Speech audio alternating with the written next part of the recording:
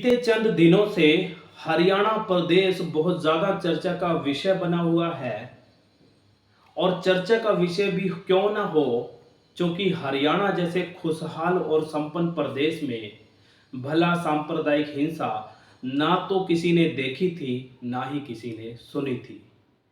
आज कहानी घटना उसी नूंह जिले की, जो कि चंद दिनों से बहुत ज़्यादा चर्चा का विषय बना हुआ है, सुर्खियों में है। ये जानने का प्रयास और प्रयत्न करेंगे कि आखिरकार उस हिंसा की वास्तविक हकीकत क्या है, कौन उसका जिम्मेदार है।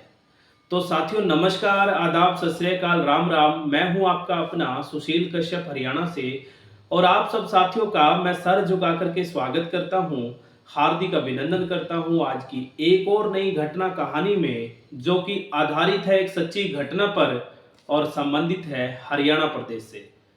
दरअसल हरियाणा प्रदेश का एक जिला है नूंह मेवात, जो कि दिल्ली से सटा हुआ है और बीते चंद दिनों में बहुत ज़्यादा सुर्खियों में है, बहुत ज़्यादा चर्चा का विषय बना हुआ है।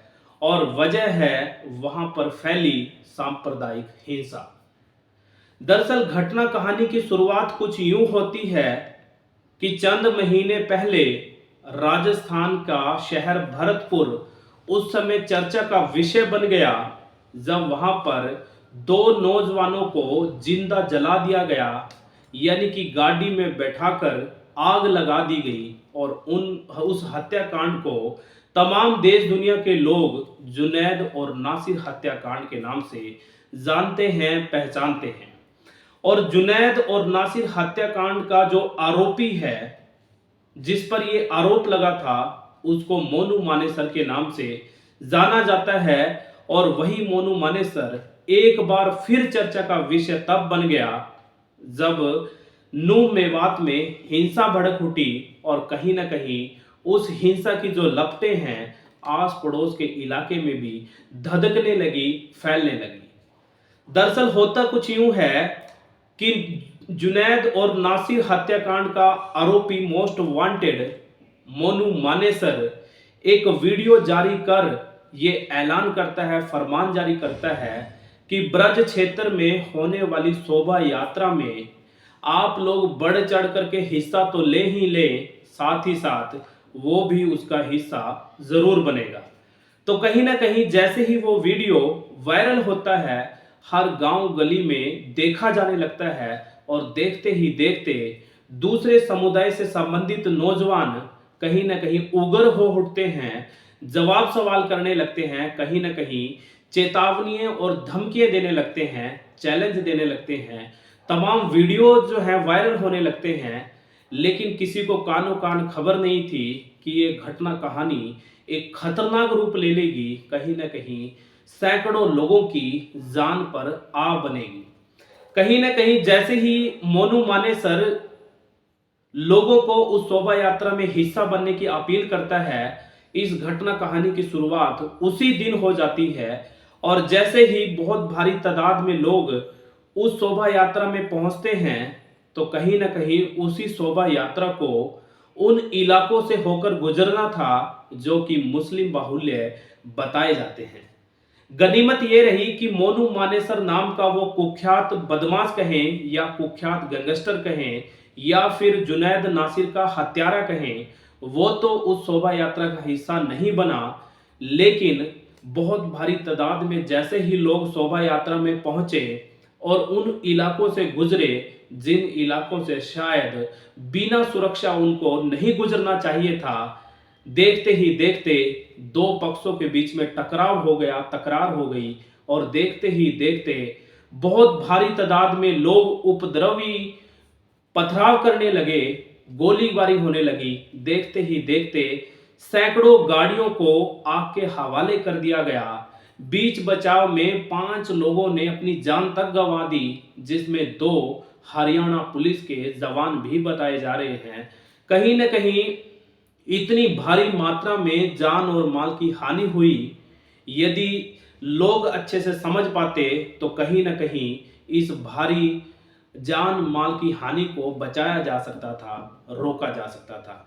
देखते ही देखते ये हिंसा और ये उपद्रव आस पड़ोस के इलाके में भी फैलने लगा। देखते ही देखते नूह मेवात क्षेत्र से निकली ये आग हरियाणा के गुड़गांव, पलवल और झज्जर तक फैल गई।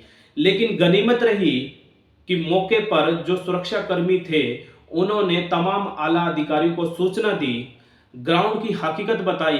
कहीं न कहीं शासन प्रशासन भी हरकत में आया और बहुत भारी पुलिस फोर्स मौके वारदात पे पहुंच गया।